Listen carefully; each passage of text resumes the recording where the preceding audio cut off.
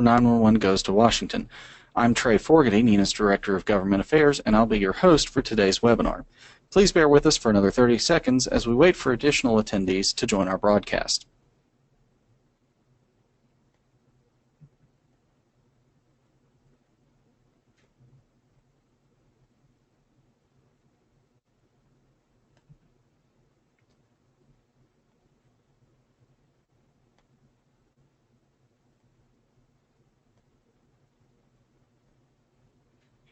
Today's webinar is entitled Getting Here, Approval, Registration, and Logistics, and covers the information you need to know so that you can plan and prepare for your time in Washington and be effective on the ground once you arrive.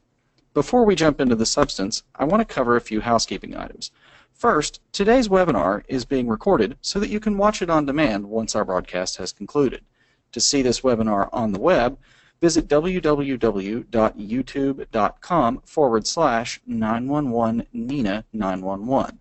For those of you who haven't visited, that's the NINA YouTube channel.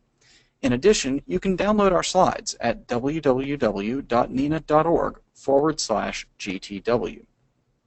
We also encourage you to make today's webinar interactive by raising your hand or submitting your question through the chat function of GoToWebinar. If you use one of these functions, we'll be happy to take your question at the end of our broadcast, time permitting. We'll also be conducting a few polls today, and we hope you'll pay attention to the GoToWebinar interface so that we can collect that data. Now, before we begin, we'd also like to thank the 2017 sponsors for 911 Goes to Washington: Airbus, the home of Vesta, AT&T, Comcast, Comtech, Ford, Frontier, Mission Critical Partners, OnStar, West, and Verizon. As I said before, I'm Trey Forgety, NINA's Director of Government Affairs. In today's webinar, we're going to cover the structure and agenda for 911 Goes to Washington, both at the high level and in terms of detailed sessions. We're going to talk about how you can get approval to attend this event, the transportation and logistics details required to get to and get around in Washington, some tips for packing for February and early March in Washington, and some NINA resources that are available to help you have effective meetings on the Hill. We'll start with the structure and agenda. On Sunday this year, we'll have a pre-conference course and welcome reception, followed on Monday by a full day of sessions and a headquarters reception in King Street Crawl in Alexandria. On Tuesday, we'll have a half day of sessions and a half day of Hill visits, and then on Wednesday, all-day Hill visits and a NINA-sponsored snack break on Capitol Hill.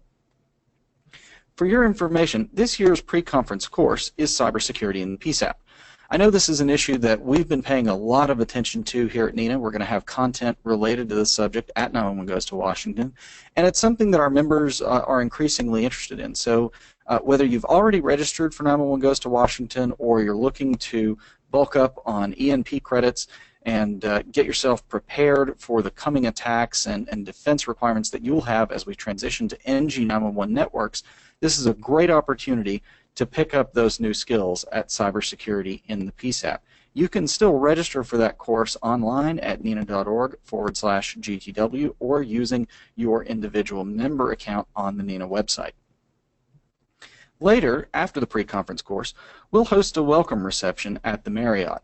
And I want to be clear, this is not just a mixer. This is typically a time that attendees at 911 Goes to Washington use to organize within their state chapters. You'll often see people huddled around a table, dividing up member visits, making sure that if multiple people are booked, that they know where everybody's going so that the folks from the right district visit the right representative and so on. That's very important, and this is a great opportunity to do that because we put this early because we do know that it's the sort of thing that folks want to do on site once they have a larger group of folks available, and it's something very important in terms of making sure that your ultimate Hill visits actually go as smoothly as possible and that we aren't duplicating. Now let's dive a little bit deeper into the structure of the conference itself. On Monday, we're going to begin with an intimate small room experience with senior government leaders from relevant agencies. If you've been to other public safety conferences, you'll know that very often these sorts of things take place in gigantic ballrooms with hundreds or thousands of people, we work very hard to keep 911 Goes to Washington small and intimate so that it's more of a conversational style. We often joke that we've sort of borrowed the couch from Oprah so that we can really engage people in conversation rather than having them deliver the traditional sort of lecture format from a podium. We enjoy having it much more interactive. And as a result of that, we've been very successful in getting government leaders to open up and actually take questions, both from us at NENA and in some cases from the audience if we have time for that. We'll also have a keynote lunch on Monday where we'll have a significant senior government leader addressing the crowd directly while we have a NENA-provided lunch. That's very important for us. We know it's an expensive conference to travel to and attend, and so we try to make sure that as much time as possible during these events is available for actual work on the business of the conference, including lunches whenever we can make that work. In addition, Monday evening, we're going to be sponsoring a reception at NENA headquarters. This is something that we did last year, and the outpouring of support for this event really was spectacular. The popular demand for it was really excellent. So on this occasion, we'll be having folks out to headquarters to meet and mingle with your board of directors and NENA staff. This is a really cool thing. Folks get to chat with us in sort of our native environment in our offices. It's amazing what comes out of this. I know last year Ty had a ton of folks come up. Ty Wooten's our education director. A ton of folks come up and ask about different courses that NENA has available, how those could be put together in different places, what the costs would be, and so forth. We had tons of questions about putting together 911 Goes to the Capitol events at the state level. And the other great thing is if you come down and join us at headquarters, you're right here in the heart of historic Old Town Alexandria. You have the opportunity to go out and have dinner on King Street, which is a lot of fun. There are a ton of cool restaurants, bars, other sorts of things to do.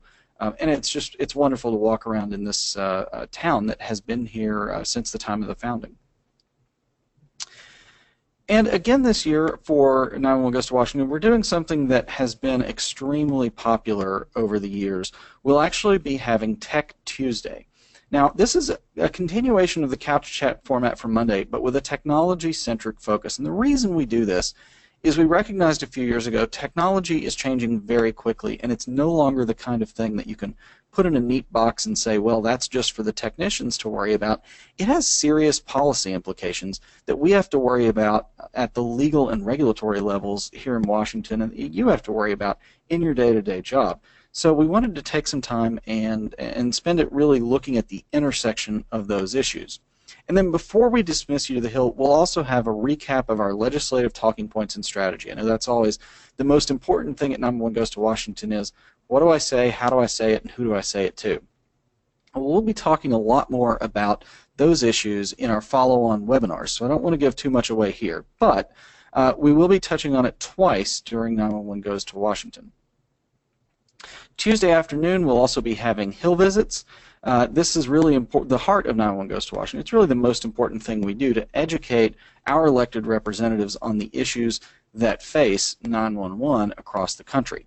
Again this year, the NG911 Institute will be hosting a tech fair and luncheon on the Hill, so we'll be dismissing a little bit earlier than we have in years before 2016, so that folks have time to get to the Hill, get some lunch, see the tech fair, kind of touch and feel things, and hopefully, and this is the key thing, hopefully meet up with some congressional staffers who have come down to see the tech fair and to grab some lunch. I can't emphasize enough how important that contact with staff is on the Hill. And we'll talk a lot more about that in future webinars, but this is another great opportunity to make those contacts, strengthen those relationships.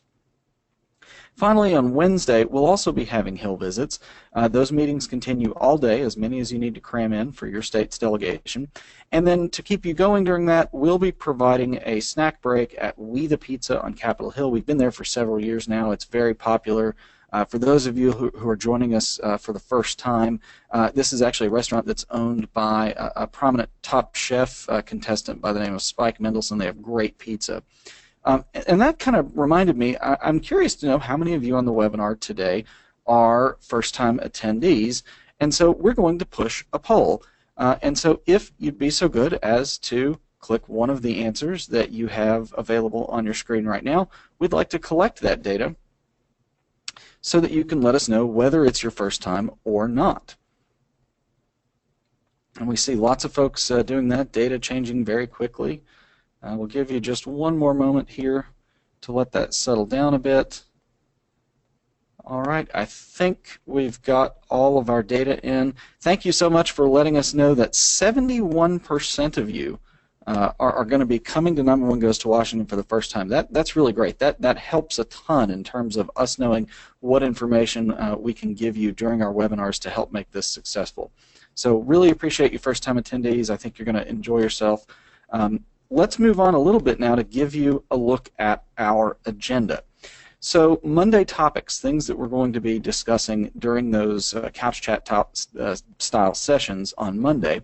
We're going to start with a legislative briefing. Now this is the one time a year where I get up and talk for a really, really long time.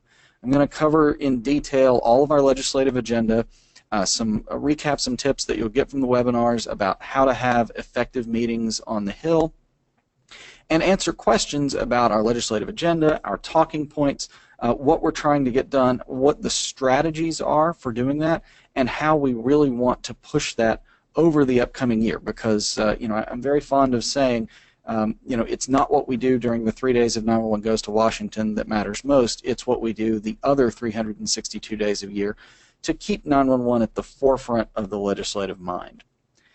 To help out with that, we're also going to be hearing from the NG 911 Now Coalition.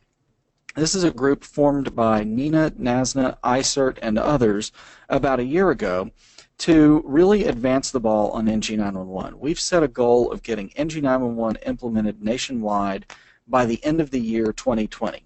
And that's a really cool and important thing. And so we're going to be pushing that legislative agenda jointly with all of these other organizations starting this year at 911 Goes to Washington. I'm really excited about it, and I think we have a tremendous opportunity to get a lot done with a new Congress and a new administration.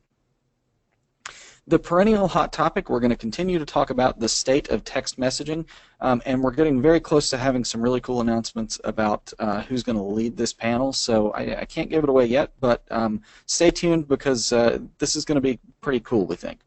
We'll also have a luncheon keynote where you'll hear from a senior government leader on issues relevant to 911, and we'll close out the first part of the day with progress and prospects for location accuracy. There's been an enormous amount of work done in the past year just dealing with setting up location accuracy test beds, preparing for the National Emergency Address Database and dispatchable location technology as that comes into play, and with the advent of the carrier's first location report, which will be going in February, and lots of other things that have been going on. There's just a ton to talk about and a ton more to do.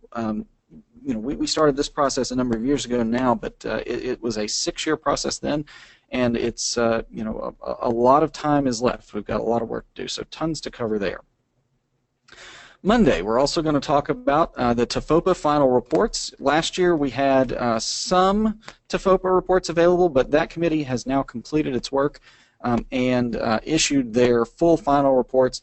We'll have members of those committees in to talk about their findings.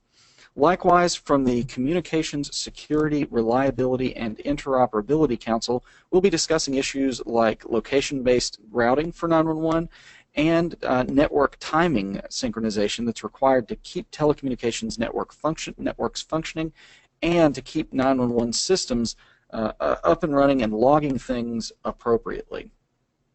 And then finally on Monday, we'll talk about the Next Generation 911 Caucus, the folks that you'll be meeting with and trying to grow the membership of during your visits on the Hill on Tuesday and Wednesday. And then also the National 911 Office and everyone's favorite topic, grants. The grant money is finally there. It's getting to the point where that can be spent soon, and we're looking very much forward to seeing that distributed out to states, localities, and PSAPs. So look forward to hearing from the national office.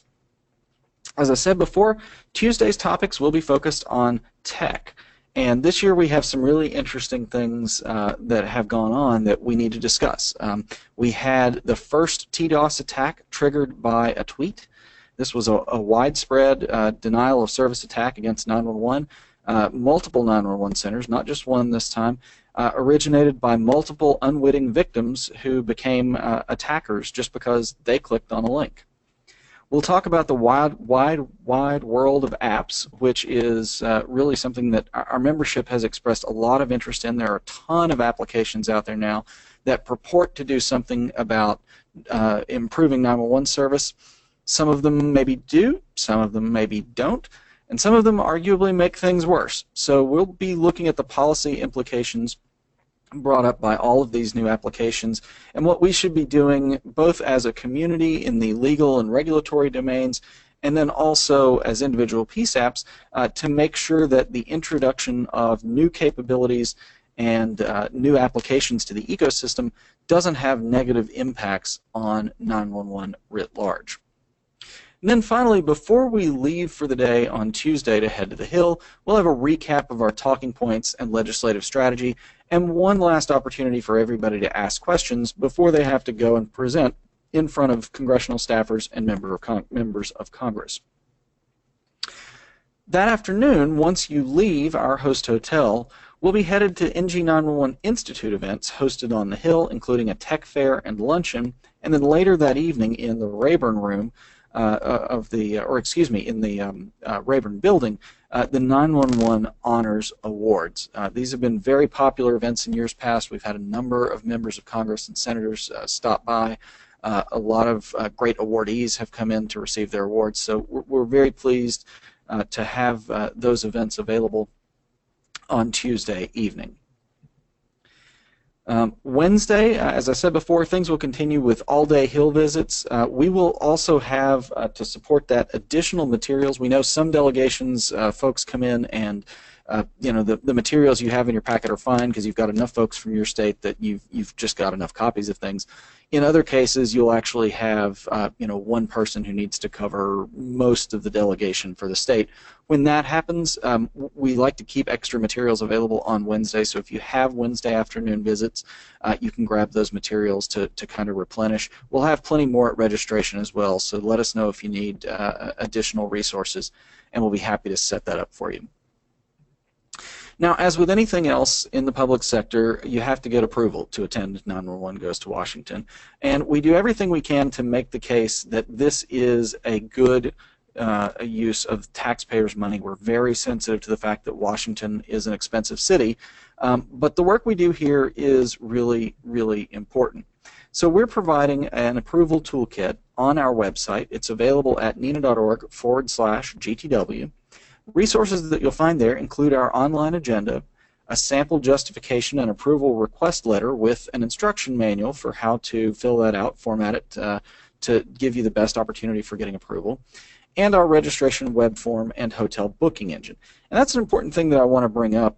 In fact, we're going to push a poll here as to whether you have already booked your hotel for 911 Goes to Washington. We got a call from the hotel the other day letting us know that, in fact, the rooms are very nearly sold out. We do have the opportunity to add some rooms if folks need those, and we'll be happy to do that. But we need to know that folks need more rooms so that we can go ahead and add those if necessary.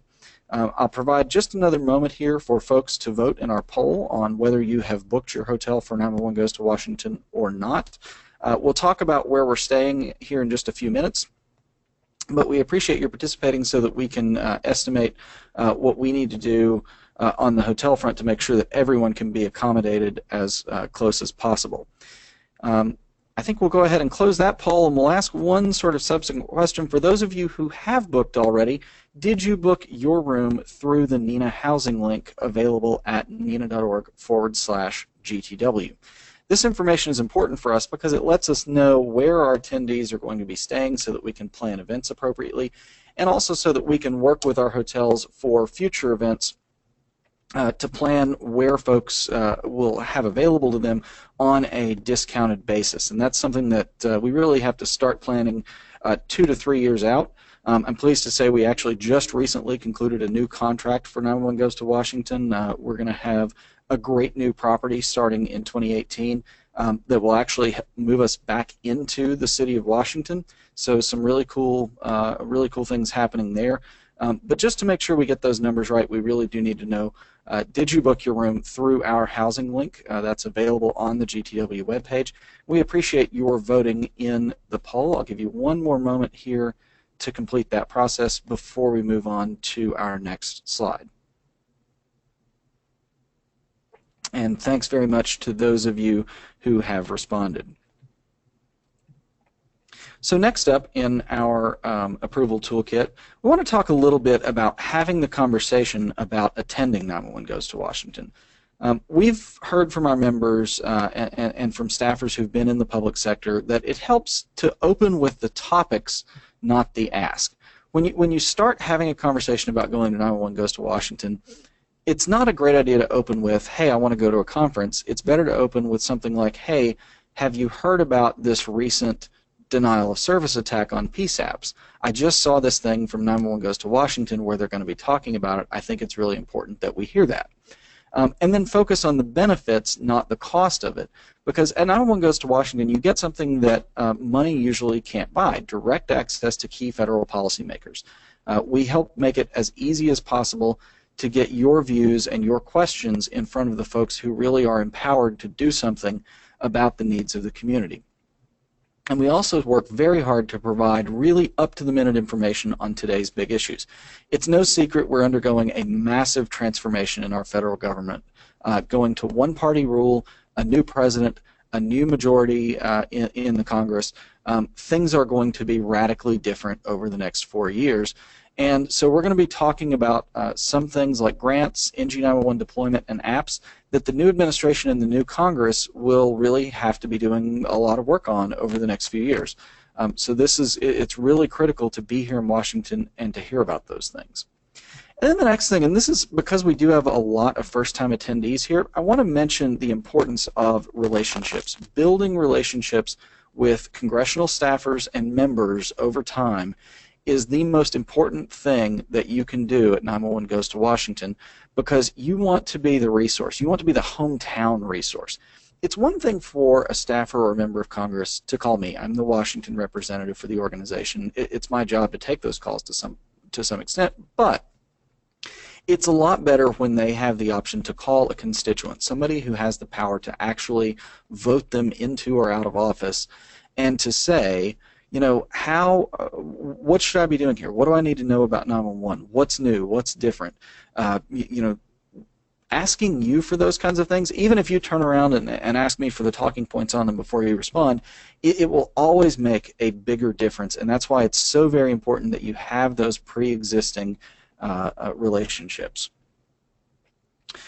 It's also important to talk about, to make sure that you actually do get to those meetings and that you can get around town here at 911 Goes to Washington. So before we close out our webinar, I want to talk a bit about transportation and logistics. Since a lot of you are first time, this will likely be news. I would suggest you take some notes, because this can be a very interesting and difficult to get around city if you don't know your way around to begin with. So there's some great information here on how to do that. The majority of the attendees for 911 Goes to Washington will be arriving via air or rail.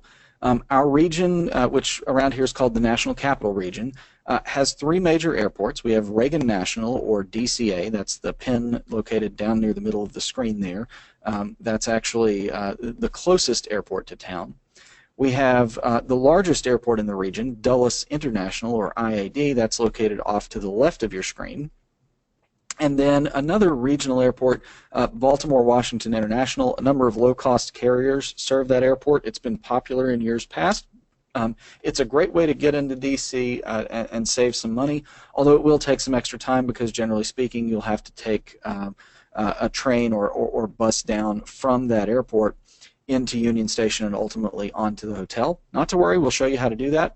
It is an option that some people have used before. For those of you coming into Reagan National, there are 3 major terminals. The A terminal is sort of the Delta and low-cost carrier terminal. The B terminal includes most of your United and some Delta flights. And then the C terminal is really the American and U.S. Airways flights, which I guess now are all American, actually. I need to get an updated map. But so American at C, United at B, and Delta and the low-cost carriers in B and A predominantly.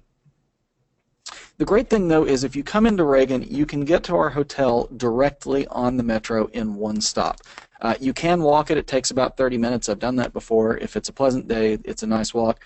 The end of February, it's probably not going to be a pleasant day, so you're likely to want to take the metro. Great news, there's a metro line station right there at the airport. You can take a blue line train bound for Largo Town Center or a yellow line train bound for Mount Vernon Square, 7th Street Convention Center. Take that one stop to Crystal City, and here's the only confusing part of getting there. You have to pick the right Marriott. There are actually two that are directly accessible from the metro. Ours will be at the Marriott Crystal Gateway, and we want to make sure that you come to the correct hotel. Just kind of bear that in mind, and we hope you'll actually get there. Not to worry, there are always a few people who go to the wrong Marriott. They're happy to point you in the right direction for the other one. Next up, Washington Dulles. A quick look at the different levels here. The important thing to remember is if you want to take the bus and the metro to the city, which we're going to point out here in just a bit, is that you need to go to the arrivals and baggage claim level and look for the Washington Flyer bus signs. The Washington Flyer bus actually does not pick up from the ground transportation level. That's the only kind of quirk there. It picks up from the arrivals and baggage claim area, the kind of upper split of those ramps. So just keep that in mind. Look for the Washington Flyer bus, because what you can do is take the Washington Flyer bus from door 4 on that level to the Wheelie Reston East Metro Station. And that's the furthest extent of something called the Metro Silver Line. It's brand new. 2016 was the first GTW where this was an option. But the cool thing is this will take you from Wheelie Reston East into the, if you take a Silver Line train bound for Largo Town Center, you can change at Roslyn. It'll take you into Roslyn, and you can change there for a Blue Line train bound for Franconia Springfield. 4 stops later, you get off at Crystal City just like you would come in from Reagan, and it's the same procedure to exit and get to the hotel from there. For those of you who might want to try the low-cost carrier option into Baltimore Washington International, from there you can take an Amtrak or MARC, which is Maryland Rapid Transit Corporation, train. Those come down to Union Station in the city. The MARC tickets are about $6 one way. Amtrak can range from $11 to $45 depending on how far out you book it. But it's a great way to get into the city. I've done this many times, when the flight disparities were really big between airports. So it can, and it's kind of cool. You get to see Union Station and more parts of the city. It's a little fun. From Union Station, really easy to get to the hotel again via metro. You can use the Red Line train. You go 2 stops on the direction of Shady Grove, change at Gallery Place, Chinatown for a Yellow Line train bound for Huntington, and you get off at Crystal City 5 stops later, and you're at the hotel. Again, same thing. The most important getting around tip I can give you, though, is the one on this slide. Because our hotel is directly connected to the metro, when it comes time to go to the Hill, you've got 2 options. You've got a fast route and a no transfer route. The fast route's the one I personally recommend. I think it's super easy. We're going to talk about that one here. The no transfer route we sometimes recommend for folks who are less comfortable with public transit. If you come from a place where it isn't common, sometimes it can be confusing. We'll talk about that in a moment. The fast route to the Hill from the Marriott. Board a Metro Yellow Line train bound for Mount Vernon Square, 7th Street Convention Center, or a Yellow Line train bound for Greenbelt. You go 3 stops, and at L'Enfant Plaza Station you change for either an Orange Line train bound for New Carrollton or a Blue or Silver Line train bound for Largo Town Center. And from there you exit at the Capitol South Station 2 stops later, and you're right behind the House office buildings. We've just gotten a great question here, but I'm going to hold it for 1 second. So the other way to get to the Hill, the no transfer route to the Hill, You can, from the Marriott, take a Metro Blue Line train bound for Largo Town Center. It's 13 stops to Capitol South. It takes longer, but you don't have to transfer trains. Some folks value that. It's again super easy. You can do it either way. It takes a little longer on the Blue Line because there's just more stops involved, but again, there's no transfer. The other options that we're going to talk about, we do have metro and local buses that are available for getting around. Those are low cost, but also low speed, and I'll tell you the maps around here are terribly confusing. We do have airport and local taxis. The airports are going to push you to take Washington Flyer cabs because those are endorsed by the airport. They're kind of the official cabs. You don't have to do that. You can use others. Those tend to have higher cost, but they are more familiar with the hotels and kind of getting around. And one point, because we have had trouble with this in years past, taxis inside the district are required to accept credit cards. If you try to pay with a credit card and they refuse, well, you got a free ride. Good job. The thing you don't see on here, because we strongly encourage people not to do it, is driving. Washington is an awful place. As someone who lives here, I can personally attest it is an awful place to drive and a worse place to park. I do believe parking is available at the hotel. Off the top of my head, I don't know the parking cost, but typical Washington hotel costs for self-parking, if it's available, are $35 to $45 per night for overnight guests. That can be even higher. It can be as much as $55 a night, and some places only offer valet. So just be prepared for that. I'm reasonably certain our hotel does offer self-parking. I believe the cost to be in the neighborhood of $35 to $45. We'll check on that and include information on the website shortly. I strongly encourage you, though, again, don't drive into the area. It's really awful getting around. And additionally, the other thing is you'll probably end up just leaving your car at the hotel the entire time, because really it's the same situation if you want to go anywhere. Parking is going to be terribly expensive just about anywhere else. So, budget $100 a day for parking if you plan to drive and kind of go anywhere inside the city.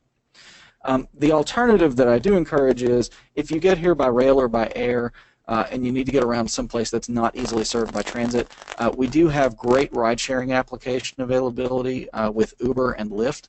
And especially for hill visits where we typically have state delegations that are together with a bunch of people, Uber Pool is a fast and affordable option for groups. And as long as you know the destination or where you're going, as long as you know that information, you should be able to get there very quickly and affordably using Uber. And it avoids issues that some people have, where there are cabs that get very upset when you try to pay by credit card, for example. You just avoid all of that with Uber or Lyft because they know that they're getting paid directly through the app. So we'll move on now to a few tips for packing for the Washington weather. GTW is a little bit later in the year this year than it has been in the past couple of years, but we are still at 38 degrees, 53.4 minutes north, and it is the end of February when our average temperature here is 39 degrees Fahrenheit. With average daily highs during the time of the event between 44 and 51 degrees and lows between 29 and 33, you are going to want to bundle up a bit. You probably need to make sure you dress in layers, have a winter coat, have something that is waterproof. February is typically pretty dry, but we can get some snowfall. And if we do get snowfall and it's warmer, things will be slushy and wet. So be prepared for that. We do request business attire for all 911 goes to Washington sessions, and strongly recommend this for Hill meetings. If you have a prescribed uniform of the day that meets the minimum requirements of business attire, which is to say jacket and tie for gentlemen, typically a business suit or a dress for ladies, that is entirely appropriate and in fact preferred during Hill visits, because looking good is part of showing that you are serious. Again, dress in layers, bring a warm overcoat and scarf. And I think the most important thing here is because you will be walking a lot on the Hill, bring and wear your most comfortable formal shoes. I have one pair that's just well broken in from years of wear, and they're the ones that I always wear when I go to the Hill because I know I'm going to be trudging about a lot. These office buildings are gigantic. You can walk for half a mile or a mile indoors, up and down escalators and stairs and elevators, and I guarantee you're going to get lost or turned around once and have to double back. So just be ready to walk and wear the most comfortable formal shoes that you have. Now, the last topic we're going to touch on today are resources that NENA provides for effective meetings. These are things you can use to make sure that you have a good experience with the staffers and members that you meet with while you're in Washington. And I want to point out we are going to have in our second webinar of the series, we're going to talk about how you go about making, requesting and making meetings with staffers and members. We've got that timed so that it's right about 6 weeks in front of the event. So start thinking about that now. If you have existing relationships, it's fine to go ahead and start requesting those. We'll give you more information as we get closer on the specific talking points and issues that you're going to talk about. To that end, we do have our second webinar, which is Inside the Hill, How Congress Works. We'll be presenting that on February the 3rd. And Successful Meetings, Making the Case for 911 on the 15th of February, when we talk about the mechanics inside the meeting. So that's once the meeting is made, you've arrived on the Hill, you're there to do your thing. We'll be talking then about what to do while you're in with the member or the staffer. Additionally, we do have member and district information available on your member profile at nena.org. If you log into your member profile, it'll actually tell you, if you don't know, who your representative and senators are in Congress. And you can also contact us directly at 202-466-4911, and our receptionist will be happy to transfer you to me, or you can select government affairs from the phone tree. I'll be happy to help any way I can, set you up with staffers that we have an existing relationship with, steer you in the right direction in terms of how to schedule things on the Hill, or how to approach things depending on a member's role. Sometimes it's different if they're on a particular committee, for example. So please feel free to call. We always get a number of these calls and love taking those. Very happy to help. When requesting a meeting, you are going to be asked to explain what you want to talk about. I'm going to go ahead and actually call an audible here and change these two legislative priorities that we've got listed. The sole thing that we're going to talk about this year at GTW is accelerating the deployment of NG911. We think there's a slim chance that some MLTS legislation, though perhaps not as comprehensive as we might want, is going to pass maybe even before GTW. Don't know that for sure, but we know it's probably likely to be marked up in the next week or so. So really our focus this year is going to be on accelerating the deployment of NG911 with a major new request for federal funding for the transition. NG911 is an important infrastructure component for our nation.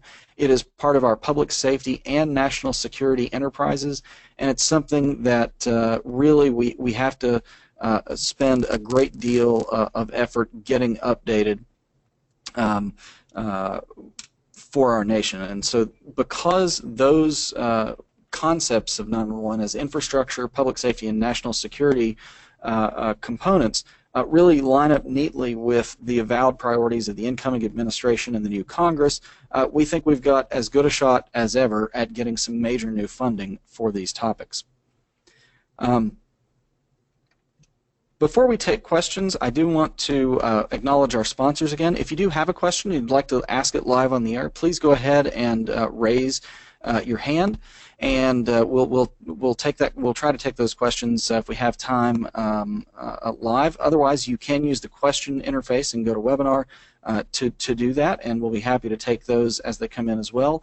I do want to thank our sponsors: Airbus, the home of Vesta, AT&T, Comcast, Comtech, Ford, Frontier, Mission Critical Partners, OnStar, West, and Verizon.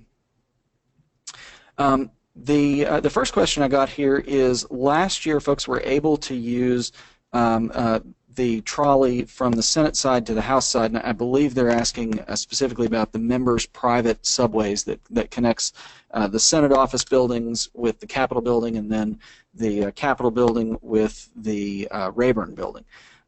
That can be available to you if a staff member is with you and you are on official business. The two different chambers have slightly different rules about who can use it and when. Generally speaking, if you let them know that you are on official business, they will typically let you ride the private little subway there. It's kind of a cool thing to do, actually. It's, you know, even for me, having been here 8 or 9 years, it's still a kind of a fun, cool thing to go and do. It's great if you can get a staffer to escort you. That makes your odds much better. The one thing I would say is, do understand that if there are votes, members will get priority. They will stop accepting folks who are not members of Congress until the votes have been completed. The next question I've got showing here is one about telecommunicator reclassification. This was an effort going on within the Department of Labor. The Office of Management and Budget had that in relation to their stewardship of something called the Standard Occupational Classification Committee, SOCPC. And that, we're not totally sure where that stands. The last we had heard directly from OMB was that they anticipated making a decision before the end of the year, and certainly before the transition tomorrow, or Friday rather.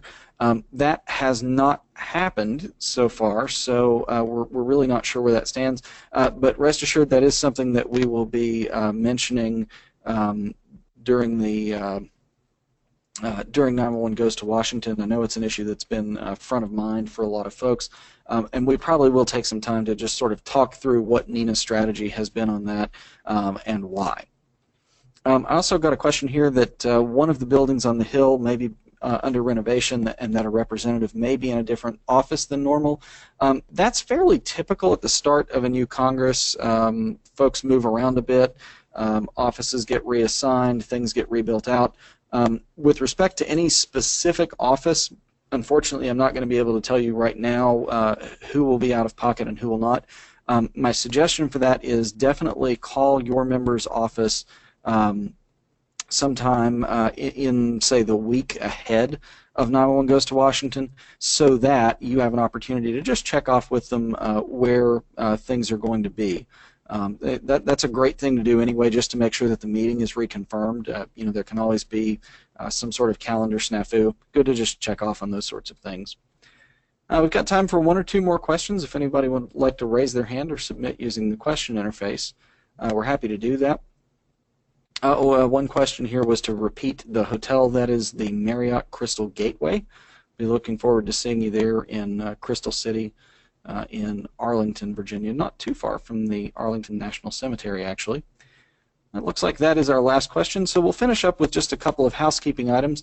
Once again, you can watch this webinar on demand from the NINA YouTube channel at youtube.com/911-NINA911. And you can download the slides at nina.org/GTW. That's all for today, and we look forward to seeing you at our next webinar on February the 3rd. Thanks all.